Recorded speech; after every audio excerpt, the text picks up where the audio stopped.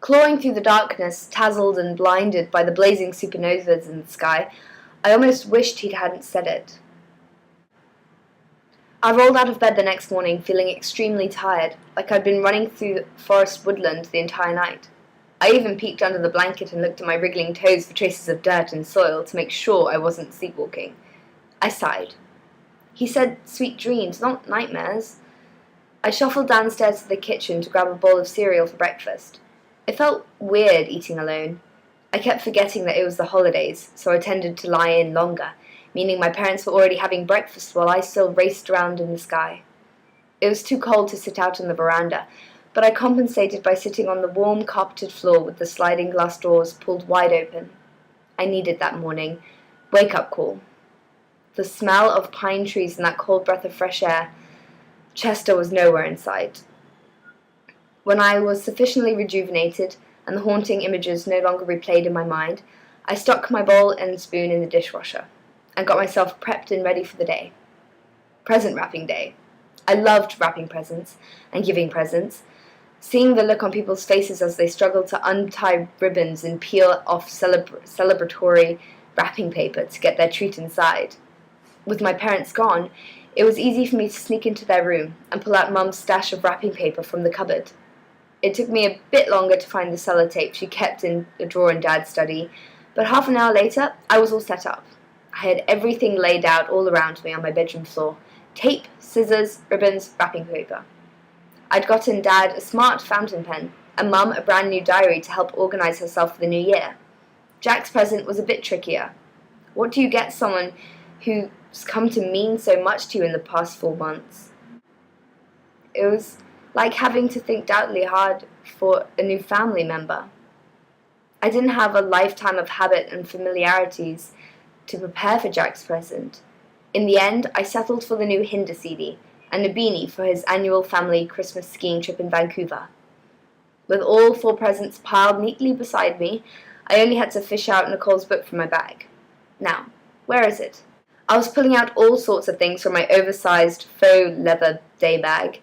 Makeup, wallet, keys, glove, lip balm, shades, shopping list, bottle of water. Aha! My hand finally caught off the white plastic bag, and I began pulling my rubies out one by one. The First Women in Love. Check. New Moon. Grown, but check. Fire in the Sea by Sue Cowing. A collection of poetry and art? Huh? I pulled the extra book out of my bag, confused. Did Barbara put an extra one in by accident? I suppose she was busy chatting and writing things down for me. She could have easily slipped one in without realizing in her haste. My assumptions were proven wrong when I found the handwritten list tucked neatly inside the front cover. At the bottom of the page, she wrote, "A little something for you to get started for the holidays. Merry Christmas, Barbara." I was touched by the gift. Of course, I had noticed the book being promoted at the checkout counter, but she didn't have to give it to me for free. I would have bought it if she really thought it was worth reading. I made a mental note to thank her the next time I was in Hawthorne. Intrigued, I let the pages fan out beneath my fingers and let them come to natural pause at page 74. I read, "A story that could be true. If you were exchanged in the cradle and your real mother died, without ever telling the story, then no one knows your name, and somewhere in the world your father is lost but needs you, but you are far away. He can never find how true you are, how ready. When the great wind comes and the robberies of the rain, you stand in the corner shivering.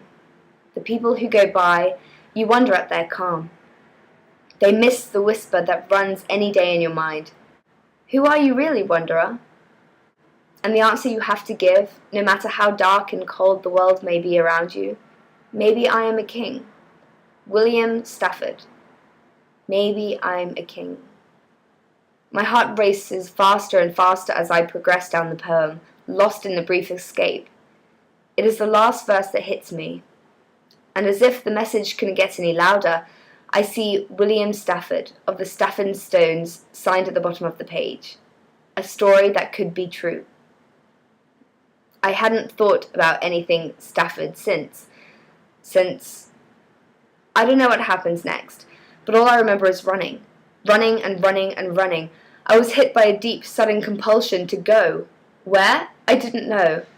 As I slammed the door behind me, Jess scratching at the door in protest, I promised I would buy my mum new wrapping paper, first thing tomorrow.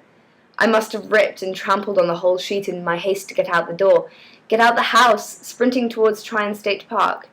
Who are you really, Wanderer? You know who I am. Where are you? I must have flown with the speed I arrived at the clearing. I remembered nothing of my way over, except the biting cold air making it really difficult to breathe. My mouth was going dry, with fear, with excitement, from general lack of water. I heard the damp carpet of tightly compacted leaves thud beneath my every hastened step. I couldn't get there quick enough. Everything was a blur, but the rich evergreen filled my lungs and propelled me faster forward. I'm right here, Maya.